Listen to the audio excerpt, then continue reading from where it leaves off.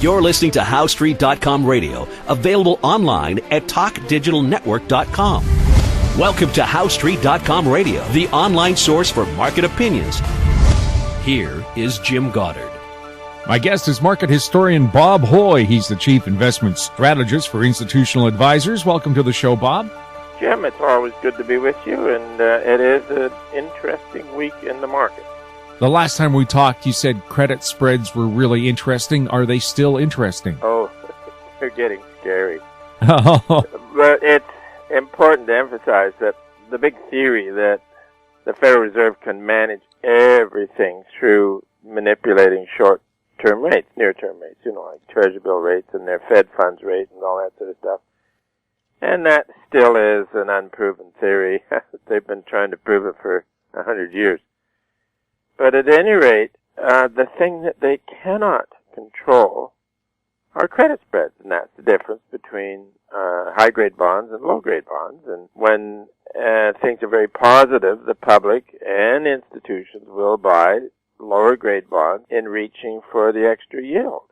They're confident that that bond is going to continue to be have the interest paid, and at maturity, of all things, it'll be paid down. And so in any ways, it's as old as the hills, and it's happening again here. So actually, the best for the spread market was reached in June of last year, 2014, with great enthusiasm, and then that would be junk price, bond prices being bid up, and everybody reaching for yield. And so if you're looking at the U.S. market and their corporate spread, that's been widening really ever since. Now, part of this was driven by the discovery in mid-year that the crude oil was going down, and then later in October it was really going down, and then going into January it was going down very much. And of course, something about 18% of recent U.S. junk bond issues were related to the oil patch. So you can see the connection there. So that reached a climax early in the year with a very low price for crude and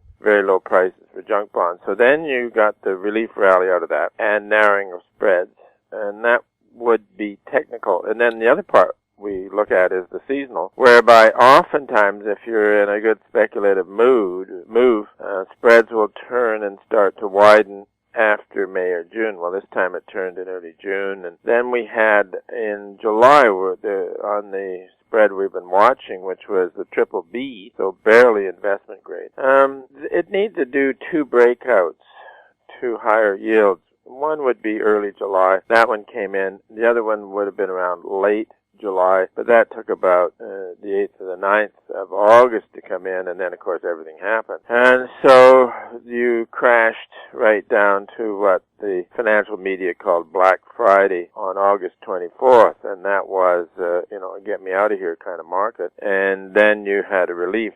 So our piece of that week looked for credit spreads to find relief and narrow for somewhere around 2 to 4 weeks. And so it started to go the other way now. The spreads have been widening, which is a damper. It's also ironical that a lot of equity people look at the Federal Reserve and consider whatever they're doing is genius. And they look at management. Of course, they always choose companies that have the best management. But when you're in runaway credit markets like this, the credit cycle overwhelms both the Federal Reserve and the best of corporate management. And that's a sad but very powerful thing. But anyways, so then we looked at that spread action in the summer was an important step. Now, what on a longer term basis, going back to the middle of 2014, and we can go back to the middle of 2007, where you had the first breakout. So the summer one, we'll call it the first breakout, to widening credit spreads. And then now we've been looking for the second breakout, and that then was accomplished much earlier in the week, and it's now moving rather quickly. It had to get above 229 basis points, and we're at 240. So this is moving similar to 2008, and you know what happened to the stock market in that one. So the spreads have made a very powerful move, and it is a very powerful signal to investment around the world. And as a result, we've got weaker stock markets today, and the base metals have weakened today. Grains are still up a bit, but I think that's all part of a relief rally. Also, we've noted that the grains followed. Remember, a year ago, Christmas, we were looking for the big rotation in commodities that were depressed, that they'd likely rally out to around May, which did happen, but the grains, they marched their own drummer. And I think they waited until June before starting a rally, and then they got hit. Now, so they just seem to be behind things. So you have the two very concerning features of a post-bubble contraction are problems in the credit markets, which we have with widening spreads, and chronically weak commodities. So this we have.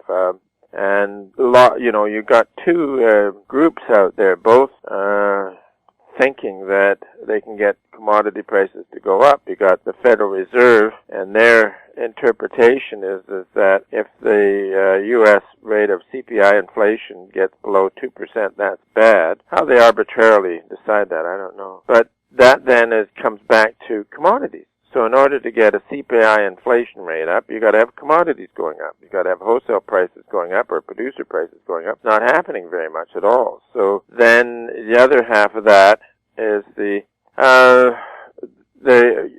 earnings are depressed if most businesses are losing their pricing power, and it's very competitive out there. So then this comes back into bonds, lower grade bonds, is that if a lot of businesses who have debt out, and gosh, they may be junk bonds or they may be just loans at some lending agency, that if commodity prices are weak, chances are that whatever business they're in, the pricing power is weak, then that impairs earnings. Earnings impaired means that you may not be able to service your debt too well, and that's there then where the credit rating agencies are there looking over your shoulder and saying, oops, we're going to lower you a notch or two. Now, when you get into exciting markets, which we could be heading into, the deterioration in credit rating for a company can change faster than the rating agencies can move, because some of them, I remember back in 2008, some issues are being downrated 3 notches in a row, bang, bang, bang, all of a sudden. So it's not a pretty picture. We'll have more with Bob Hoye right after the break. Unbelievable harmonies, spectacular performance. Bird Dog and the Vintage Electric Band. The ultimate tribute to the Everly Brothers and Simon and Garfunkel. In Oliver, October 2nd. In Kelowna, October 3rd. Buy online and save at ontourtickets.com.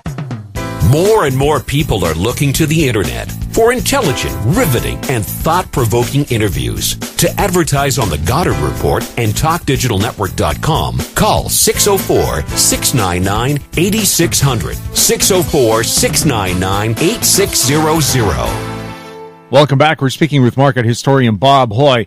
Bob, what's happening with the precious metals? Oh, yes. You had a decade on the bull market for gold in U.S. dollar terms, and also the real price of gold was going up, and that was with commodity. And this is the recipe that both the Federal Reserve missed and gold bugs missed. One, the Federal Reserve thinks that it can depreciate the dollar at will, and commodities will go up at will. And then the gold bugs consider that's an evil ability that the Fed has, and it truly is when it works. Then you get into a post-bubble contraction when it does not work. So this is where we have been since 2011, and there were two things we used that year. One was our proprietary model. We call it the Momentum Peak Forecaster, and it doesn't come in very often, but when it gives a signal, it says that whatever's going on is reaching a cyclical peak, which was for general commodities then in 2011. Now, separate from this, we also keep track of the speculation in gold and silver with the silver-gold ratio, and when its momentum gets up to exceptionally high, we use an RSI on it, and in 2011, that silver-gold ratio RSI got up to 92. So we knew when it had happened before. That was in January 1980, which was the peak of that huge gold market. So then probability was that gold and silver action was peaking, and that it would decline into a bear market. So, and then the next go in gold and silver was in September of 2012, and and then the RSI on that got up to 84. We noted that it was dangerous and that the decline would likely continue. But the last signal we had from the silver-gold ratio was in May. There was a pretty good rally came right out of the first of the year, and then the testing rally in May, the silver-gold ratio, RSI only got up to about 77, but we noted that at times that could be even dangerous as well. So that was our last sell signal on the sector. And, a week and a half ago, gold itself got oversold. We thought a rally into above 1145 was possible, but it would not be the bottoming rally. So that one has petered out. So we don't see a bottom yet. I think it's going to take many, many, many weeks, if not months, of action in the precious metal sector to bottom out. And what we like to use is the gold stocks divided by the bullion price. And if the gold stocks start to outperform the bullion price, which has been on for a couple of weeks, that's a positive. And then you'd want to have gold stocks beginning to outperform, say, the S&P. That would be a positive, but it would take some period to base. And then on top of that, you now have, as I've started our show with the prices falling for the junk bonds and widening credit spreads, and we're into October now, and October is often the time when discoveries of bad dealings are found, and people look for bids and they're not there, and so you end up saying, who are you going to sell stuff to? So, you have excesses established in the summer. Our July 23rd piece on the S&P said that quite likely the bull market had ended, and then once it crashed, China crashed, we looked for a rebound, and on the S&P with a momentum thing called the CCI, it had to get up to 100 on the rebound, which it did get, so that was an accomplishment. And then now it's heading down. So this, our target after that momentum bounce has been achieved was, of course, in the S&P, the low close on Black Monday, August 24th. That was achieved a couple of days ago, and our advice then was that if it could hold for a few days, but if credit spreads widened, and they have, then the market could take out those lows and maybe even take out the severe intraday lows on August the 24th, which looks like it's going to happen. So as of today, if those severe lows are taken out, then we're into a cyclical bear market. And this week's widening of credit spreads suggests that will happen. So it's, Jim, it's not a pretty picture out there. Well, you take great pictures of it, though. You gotta have the perspective, I guess. Bob, thanks a lot for chatting with us. Always good, and we'll look forward to talking to you next week. My guest has been market historian Bob Hoye. He's the chief investment strategist for Institutional Advisors. Their website, institutionaladvisors.com. You're listening to HowStreet.com radio. Find us on Twitter at TalkDigitalNet. You can forward questions or comments to info@HowStreet.com and check out our popular YouTube channel, Talk Digital Network. I'm Jim Goddard. Comments made on HowStreet.com radio are an expression of opinion only and should not be construed in any matter whatsoever as recommendations to buy or sell any financial instrument at any time. Available online at TalkDigitalNetwork.com. HowStreet.com radio is a production of HowStreet Media Incorporated.